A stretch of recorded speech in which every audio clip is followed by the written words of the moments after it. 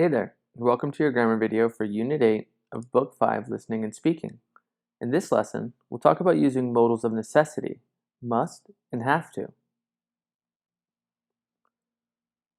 Again, in this lesson, we'll talk about how to use the modals of necessity, must and have to.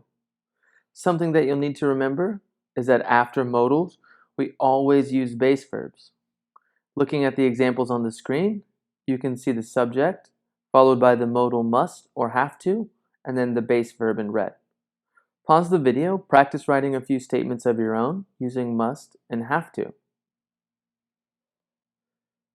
Again, must and have to are modals of necessity. When we use them, we're showing that we think something will happen, or that it's very certain or likely. Again, to form a statement using the modals, start with the subject, followed by the modal, and then a base verb. For example, I must breathe, or she has to drive her brother to school. Don't forget that the verb have has two forms in the present and should match with the subject. Also keep in mind that both of these are necessary, but must is a little stronger than have to. You should also remember that we can use have to in all verb tenses. However, we only use must in the present tense. Pause the video and examine the chart. Practice writing a few sentences using have to in the many different grammar tenses. When we want to ask questions about necessity, we don't usually use the modal must. We use have to. For example, when do we have to finish the grammar quiz? Or do you have to do our homework? Will people have to reduce their carbon footprint? And why do you have to study? Take a moment to pause the video and examine the questions in black and the answers in red.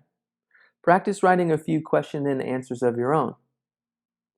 If we want to add context to a statement, we can often add an if clause. For example, if I want to live, I must breathe. Or, if we want a healthy planet, we have to reduce pollution. If I don't want a good job, I don't have to study. Looking at the examples on screen, we start with the if clause or dependent clause. Therefore, we must separate the two clauses with a comma, followed by the independent clause using the modal must and have to.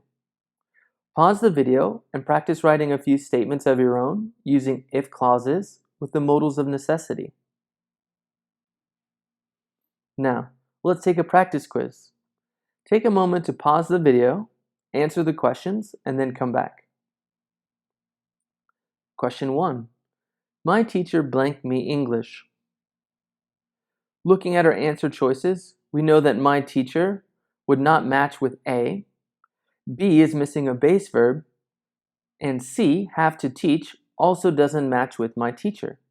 D is the correct answer. Question 2.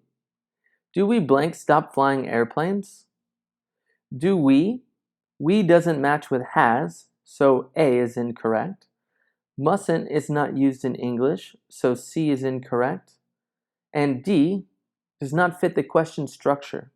As you'll remember from previous slides, to ask questions, we should use have to. So B is the correct answer. Question 3. If we want to stop global warming, we blank reduce emissions.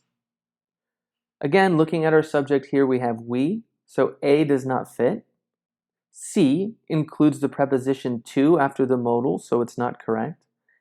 And D, haven't, is not used correctly. So B, must, is our correct answer. Question 4. When will you stop driving? I will blank stop driving when there's no more gasoline. Looking at this statement, we have another modal will. After will, we need a base verb. So A does not fit. B is a modal, so it does not fit. And D is also a modal and does not fit. The only answer that fits grammatically is C, have to. Question 5. 100 years ago, we blank reduced greenhouse gas emissions. 100 years ago means we're talking about the past.